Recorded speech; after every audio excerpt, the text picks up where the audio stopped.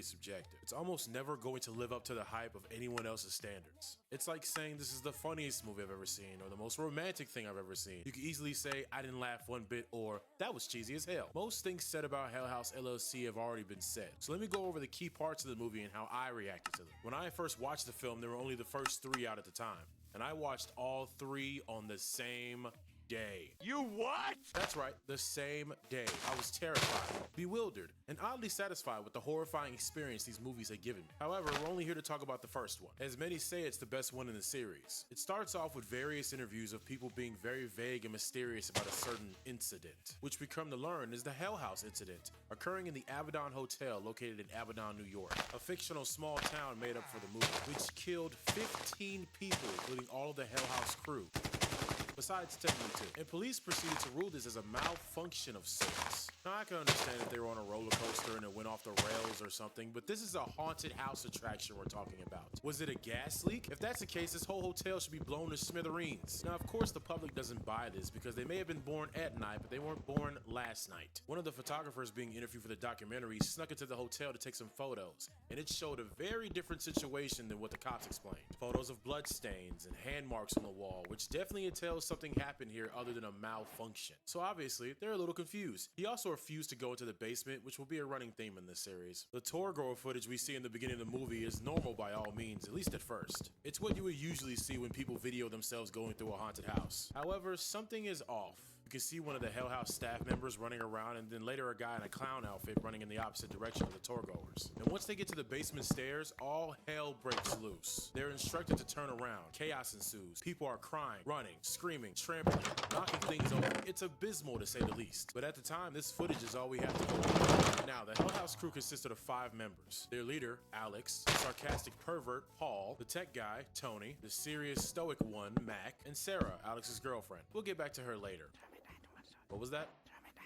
Oh, my bad. We'll get back to her now because Sarah is alive and has contacted the crew that has put together this documentary of Hell House, or in this case, mockumentary. And rightfully so, Diane Graves, who was the lead reporter on this investigation, along with Mitchell Cavanaugh, who will return later in the sequel, and their cameraman are all wondering, where the hell have you been? It's been, what, 5 years since the incident? And Sarah pops up like, hey, so, I got tapes, and tapes she does have. And she places a garbage bag full of VHS tapes on the table, which documents everything that occurred while the Hell House crew stayed in the aforementioned Abaddon Hotel. Now, they do a good job of explaining that the crew films all the various locations they travel to for taking notes on previous scares, what they can improve on, what they can avoid, and maybe even what they could do again if it was a hit for tourgoers the previous year. You see, this is how you simply explain things. A lot of found footage movies tend to overthink the explanation of why the characters will be filming everything, and that's not always necessary.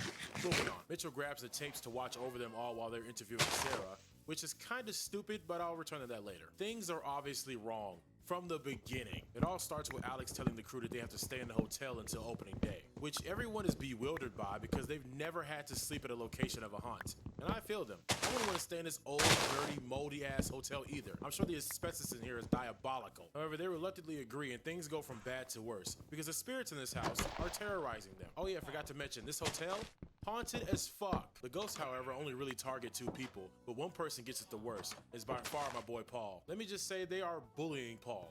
Fight back, nigga!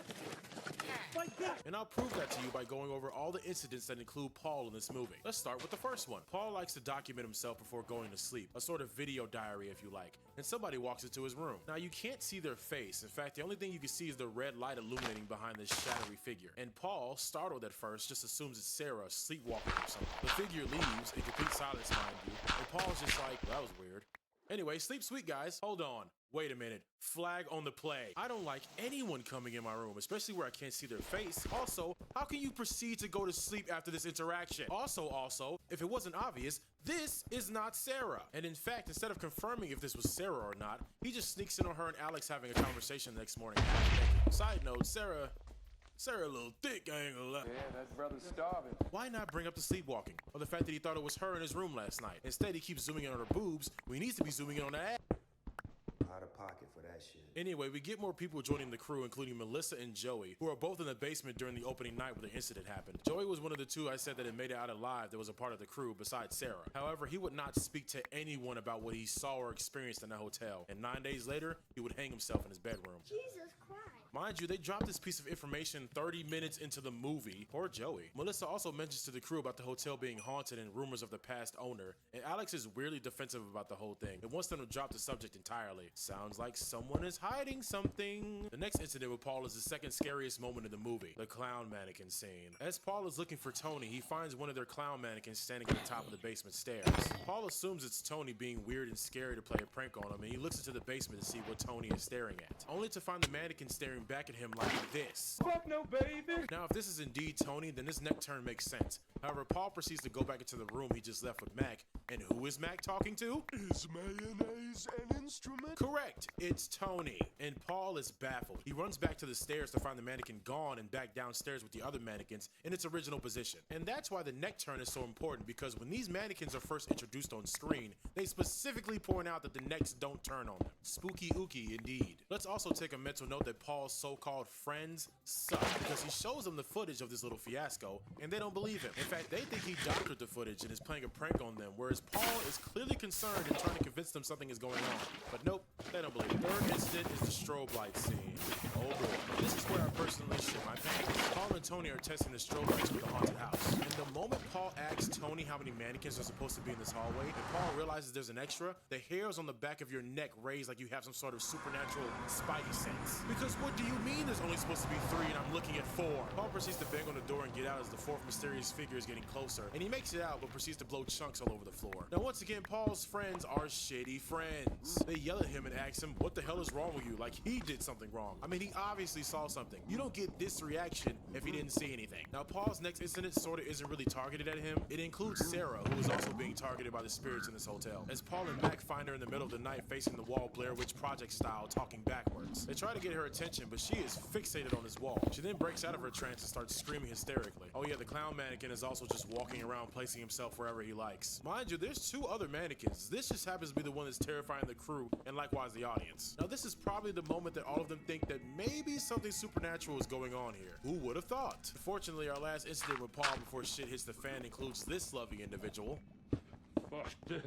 Yeah, so Paul is sleeping in his room, and in the middle of the night, he wakes up to a Linda Blair knockoff chilling against the wall. And what does Paul proceed to do? Is mayon? Correct. He hides under the covers. What is this, elementary school? Are we 5? Hiding under the covers won't make the scary thing disappear, Paul. You gotta square up or something. Even if you get folded, you at least stood your ground. She even gets up at one point to come closer, and Paul is just under the covers waiting for his impending doom. These ghosts can obviously physically touch us, so I'm about to physically touch them back. Paul disappears, and the crew is very frustrated as they think he's pulling something or is repeating past behaviors on previous haunts. Until Tony and Mac get awoken in the middle of the night and hear someone playing a tune on the piano, which is a familiar tune throughout the series, as it's a song you hear Paul playing earlier in the film and becomes a staple of the franchise and sort of the theme of the Abaddon Hotel. They end up in the basement, of course, and while they're looking around, all 3 mannequins turn to look at Tony, and he rightfully freaks out and runs into the small room in the basement with Mac. They come back out and all the mannequin heads are back to normal, and oh my god, it's Paul. Can I get his shitty friends on 3? 1, 2, 3. Shitty friends. Max starts cussing him out and assuming he's drunk or something, and he's not very happy. Although if my friend had been experiencing strange phenomena and they disappear and we find them in a dazed state of mind, I don't know if my first reaction would be harassing them with swear words. After this, Paul is unresponsive. He's not saying a word. He's bedridden, and the crew decides to proceed to opening night without him. Although after the little Paul incident, Tony is ready to leave, but Mac pulls him to the side and explains something to him off camera, causing him to change his mind completely and stay. What was he told? We won't know until the sequels. However, him deciding to stay seals his fate. We get to opening night, and now we have context for everything we saw in the beginning. Paul all of a sudden awakens from his demon coma and starts walking around, and Sarah goes to see where he went, hence why we see her running around at the beginning of the movie. We get down to the basement and something is wrong. Very wrong. Melissa is alerting all the tour goers, saying whatever is happening is not a part of the show. Joey gets up and books it, and Melissa is like, Joey, what the fuck? Not cool, man. She doesn't say that exactly, but that's what I would be saying. Our figures standing in the basement, ominous as fuck. One of them I recognize as the freaky looking ghoul thing we saw that was terrifying Paul in that hallway earlier. It then proceeds to go to Melissa and murder her in front of all the tour goers. 10 out of 10 experience, would not do again. We then cut to the hysteria we saw in the beginning of the film with everyone running around and screaming. And I gotta say, I feel bad for the people that were first to go down in that basement, because you have to remember, 15 other people died that night along with the Hell House crew. So if you got there late, be thankful, because you're alive. My on-time ass would have been one of the first to go. Mac is running around helping everyone get out, and for some reason, Tony ends up in the basement in this position? What? Tony, What the fuck? How did you end up here? What made you go down in the basement like that was somehow the safest place to be right now? Oh, zoinks, guys, they got me. So yeah, Tony's dead. Mac turns around to find Sarah, and they both head up to the attic and find Alex hanging from the ceiling. Mind you, he's not even dead. He's actively running out of breath. The hooded figures are back, and they bum rush Mac, vanishing him into the shadow realm while Alex is left hanging dead at this point. It cuts back to Sarah being interviewed, and the crew is appalled. Diane wondering how the hell any of this was kept from the public, which, come on, Diane, you really think the police would have told the public that ghouls and goblins killed their loved ones? If I was a family member, I would be pissed. So, officer, let me get this straight. You're telling me that Satan was the one who killed my brother? That is correct, yes.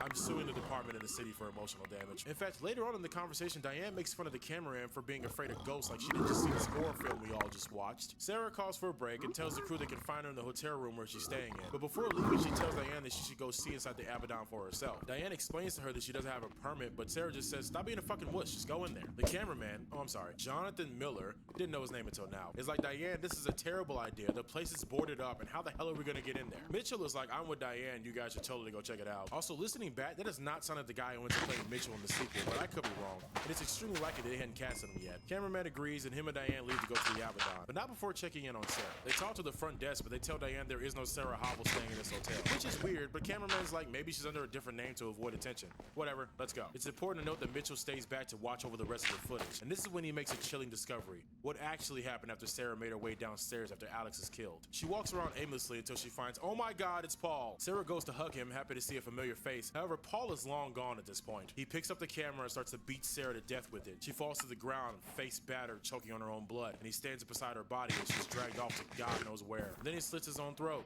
falling to the ground, dead. That's right, folks. Sarah was dead the whole time. Dude, this movie is like 10 years old. You know that already. Shut up, I was trying to build suspense. And like any sane person, Mitchell, after seeing this, immediately tries to call Diane. But unfortunately, she doesn't pick up and says she'll get back to him later, as her and the cameraman had successfully made it into the hotel. How'd they do that? The door was unlocked. Oh, that's convenient. I know, right? Now, earlier before leaving, Sarah tells the crew she's staying in 2C, which the hotel they talk to doesn't even number their rooms that way.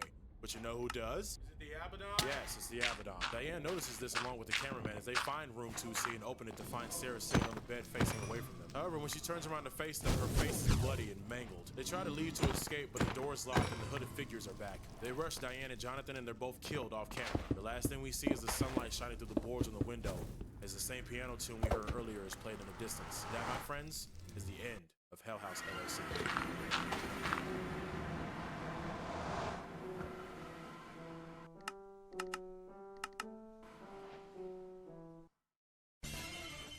Wait, back up a minute. Number one, since Diane and Jonathan were both killed and the camera was left in the hotel, how the hell did Mitchell get this footage? I'm guessing it was mysteriously sent to him with no return address or whatever, but I'm just making up lore. Number two, the spirits are obviously very smart in this movie, as Sarah looked completely normal and alive during her interview and successfully deceived the crew. But as smart as they are is the reason why watching the tapes while simultaneously interviewing Sarah doesn't make any sense. Because what if Mitchell kept watching while Sarah was still there and learned she's been dead this whole time? What the hell did she do then? Run off like we just unmasked a fucking Scooby-Doo villain? Number three isn't really a question, but I do like how you get a glimpse of how the hotel works. They want people to go into this place to collect their souls. Hence why Sarah told Diane to go check the hotel out. This was all a trap for them, and unfortunately, they fell right into it. Mitchell being the only real survivor of this documentary, besides the other tour goers that successfully made it out there. Okay, my friends, now that was Hell House LLC. If you enjoyed this video, please drop a like and consider subscribing. This took a while to edit. It's free, you can always change your mind.